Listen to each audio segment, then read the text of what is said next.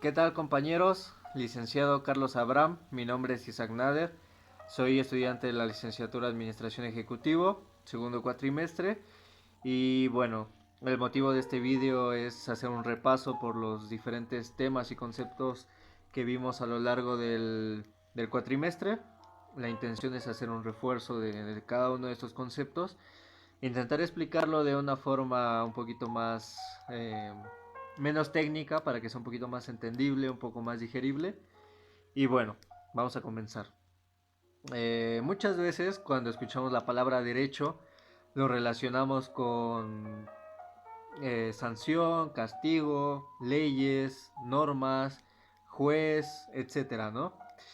Y justamente uno de los primeros conceptos que vimos es el juicio. Lo que es el juicio. Básicamente el juicio no es otra cosa que la acción de juzgar sobre una situación a favor o en contra. Jurídicamente hablando, es sinónimo de proceso, lo cual es una consecución de actos para que al final, en conclusión, tengamos un dictamen o un fallo a favor o en contra, repito, de una situación o en este caso de algún individuo que sea acreedor a alguna sanción. Existen dos tipos de juicios, los cuales son los juicios enunciativos y normativos. Los juicios enunciativos son afirmaciones que a alcance de ser comprobables, estos pueden ser falsos o verdaderos. Que por su parte los juicios normativos en similitud eh, también son afirmaciones, pero al exigir comprobabilidad, estos pueden ser válidos o inválidos. Uno de los conceptos también que tenemos ya inconscientemente con la cotidianidad y con la vida y con todo esto es el deber ser. En este caso, nuevamente hablando en materia de derecho o jurídicamente, el deber jurídico nos arroja dos características que es la unilateralidad y la bilateralidad. Pero bueno, como primer punto, el deber ser es simplemente que nadie está por encima de la ley, nadie está exento del cumplimiento de la ley y que bueno, obviamente al cometer alguna falta o alguna infracción nos hacemos acreedores a alguna sanción. En la unilateralidad, el, como el concepto lo dice, es unilateral, o sea, lo que tienes que hacer, porque lo tienes que hacer, porque así está estipulado y no hay marcha atrás, o sea, no hay de dos.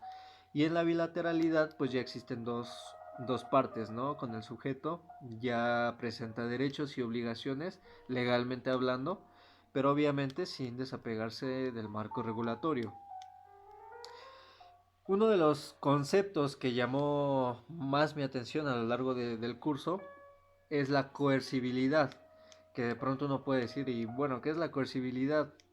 No sé qué sea, ¿no?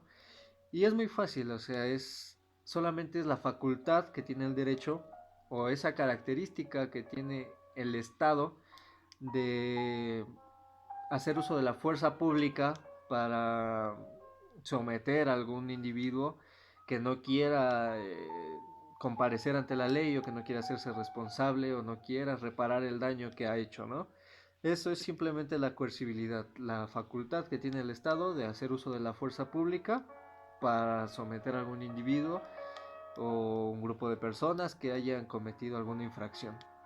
Y en contraparte, la incoercibilidad, pues es solamente la falta de coercibilidad, ¿no? Es que no pueden hacer uso de la fuerza para poder someter a alguien. Eh, Dentro del derecho existe la autonomía. La autonomía es la potestad que tiene un individuo, el Estado, el municipio, de poder promulgar, escribir, desarrollar sus propias leyes, su propia constitución, sus propios reglamentos, sus propias sanciones, generando así un Estado de Derecho que, bueno, como la palabra lo dice, es autónomo, no le tiene que pedir o rendir cuentas a nadie, ¿no? Eh, y en contraparte de la autonomía está la heteronomía, que esto va enfocado, por ejemplo, a que personas distintas hagan un reglamento, hagan una, una constitución, un marco regulatorio, personas distintas a los que la van a aplicar. Entonces ahí ya hay dos partes que entran en, en conjugación para hacer ese tipo de cosas, ¿no?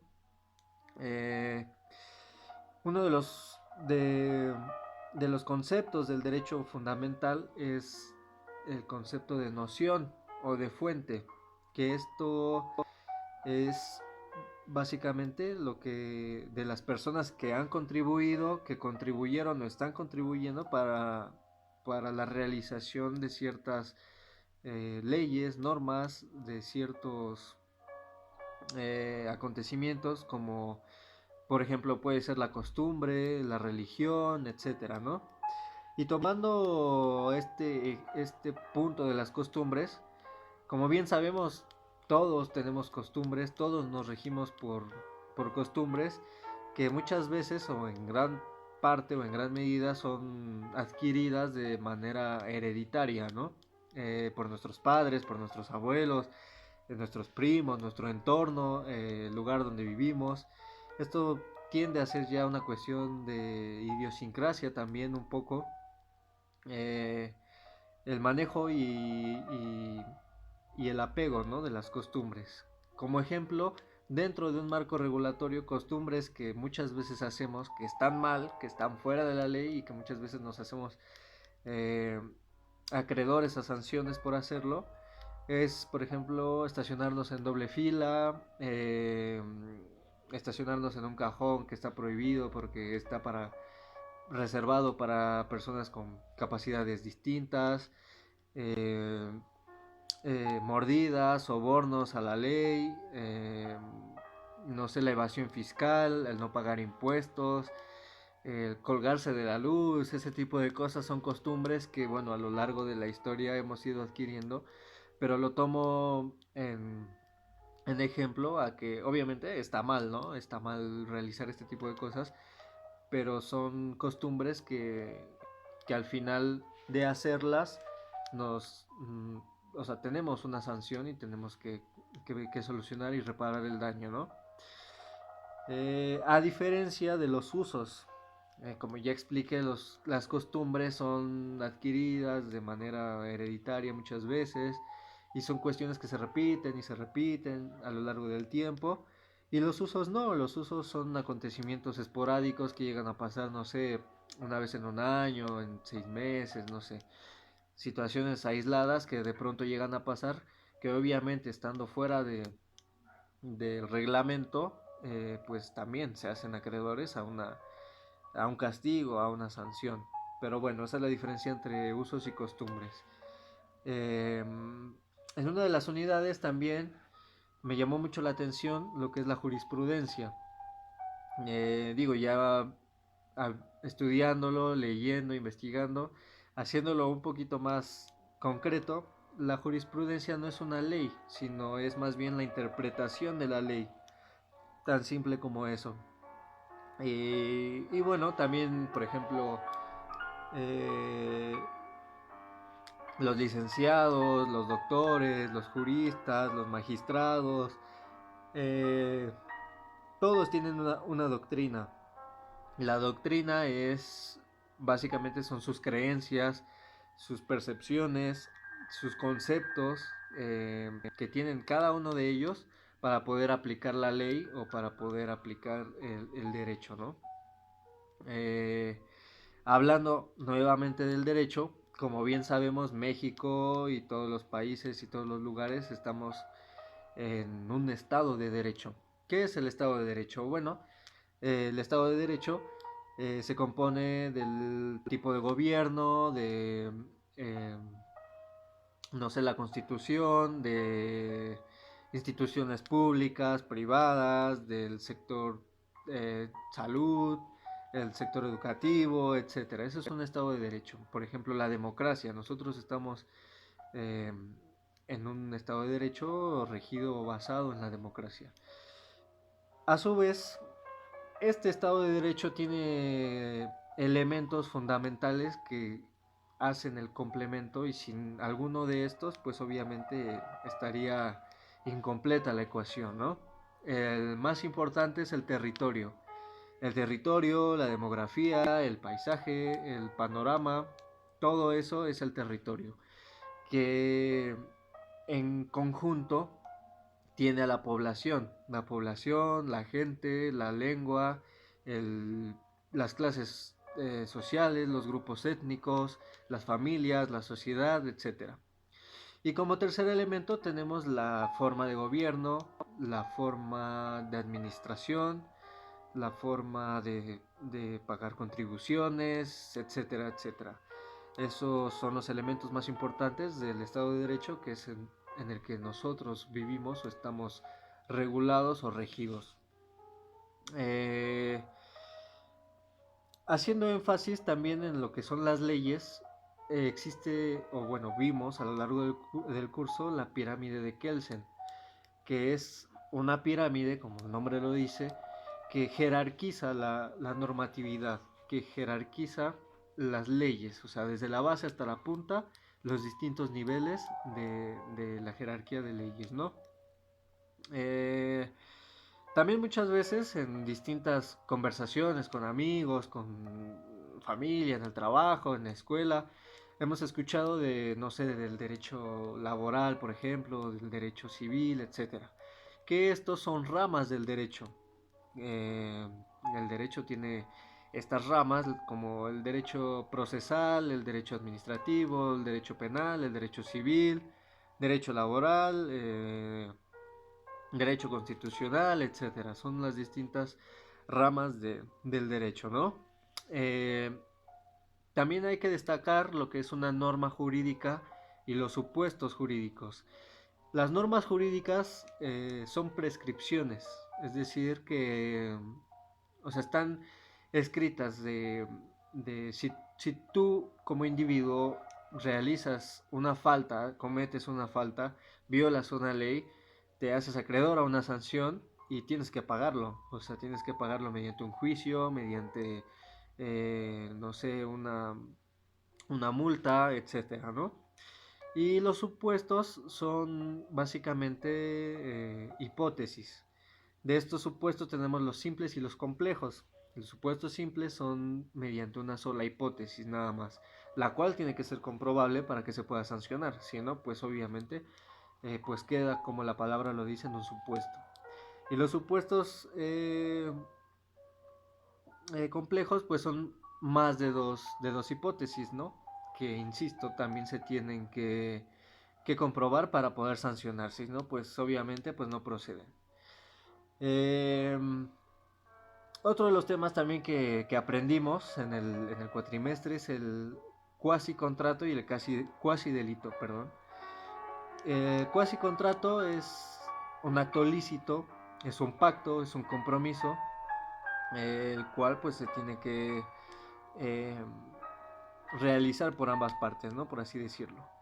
Y el eh, cuasi delito es un acto ilícito, el cual es una falta donde dañas a la otra persona, ¿no?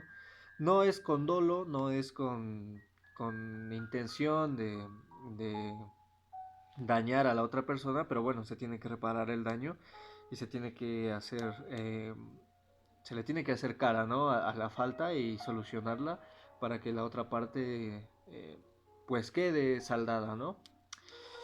Ya por último vimos también lo que es una persona física, una persona moral. La persona física es un individuo que reconoce la ley con derechos y obligaciones dentro del marco regulatorio.